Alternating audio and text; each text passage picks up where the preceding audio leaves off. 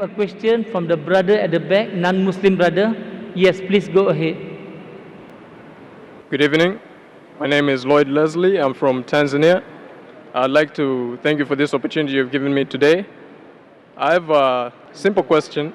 I'd really like to know, where does Islam stand in giving people second opportunities?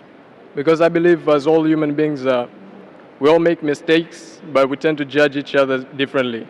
If I break a glass or if I stab someone, it's okay, but it's different when someone commits adultery or kills. So how do you actually weigh sins? I just want to know that. How do you justify these things in Islam? Brother asked a very good question, that what is the Islamic viewpoint on giving someone a second opportunity? If you read the Quran and the Hadith, Almighty God does not give you second opportunity, He gives you hundreds of opportunities. Hundreds. Allah says that never despair the mercy of Allah. Never despair, never think that Allah will never forgive you. That's the reason every chapter of the glorious Quran, except for Surah Tawbah, chapter number 9, begins with the beautiful formula, Bismillahir Rahmanir Rahim. In the name of Allah, most gracious, most merciful.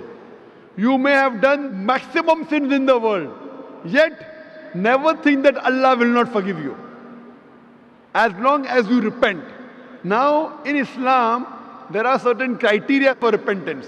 If you have done a sin, and if you repent, Allah will inshallah forgive you. To repent, there are some criteria. First, you agree what you're doing is wrong. Number two, stop it. Number three, that if you can reverse it, the act, you reverse it. Number four, never do it again. Agree it is wrong, stop it, reverse it if you can, never do it again. For example, if you have robbed, agree it is wrong. Point number two, stop robbing. Point number three, if you can return the thing you have robbed, return it. Point number four, don't do it again. If you have done adultery, for example, agree it is wrong, stop it, ask for forgiveness, you can't undo it. Ask for forgiveness, don't do it again. What about capital punishment? How do you explain? Brother asked a good question. How do you explain the capital punishment?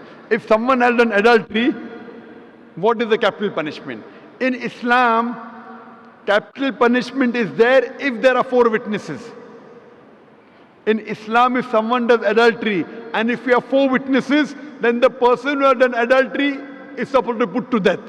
For your information, let me tell you that in the life history of Prophet Muhammad ﷺ and the Sahabas, there were only couple of people who were put to death, those who themselves wanted to be put to death.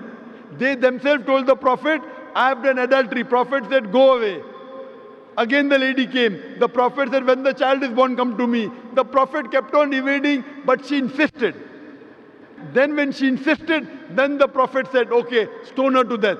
And when she died, one of the Muslims cursed her. So the Prophet said, the forgiveness that she has asked for, even if you distribute in the whole city of Medina, yet it will be more. That means she wanted to be punished so that she will go to Jannah.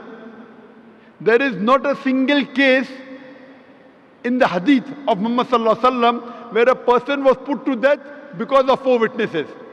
There were few cases, all of them volunteered to be killed. That means even today, even in Saudi Arabia, I don't know of any case where a person is put to death because of adultery, because of 4 witnesses. Unless the person himself or herself comes and tells, I have done adultery, put me to death. That means don't do adultery in public. It's a big sin. It's a major sin. It's the 10th major sin in Islam. But if you do adultery, it's between you and Allah. You ask for forgiveness, don't do it again, Allah will forgive you. Again you do adultery, again ask for forgiveness, and you repent, Allah will forgive you. The capital punishment only comes in the case where you do it publicly and if there are 4 witnesses who give witness. That means don't spoil the society. If you are doing hidingly, it's a sin. Don't do it, but you are doing alone. So all the punishments have got certain clauses in Islam. And Allah says that even if you have done a sin as much as a mountain, ask for forgiveness, Allah will forgive you. So in Islam, Allah is the God who is most merciful, most gracious, most benevolent. Whatever sins you have, you ask for forgiveness, Allah will forgive you. You change your lifestyle, repent correctly, and inshallah you'll go to paradise. Hope that answers the question. Thank you very much. Thank you.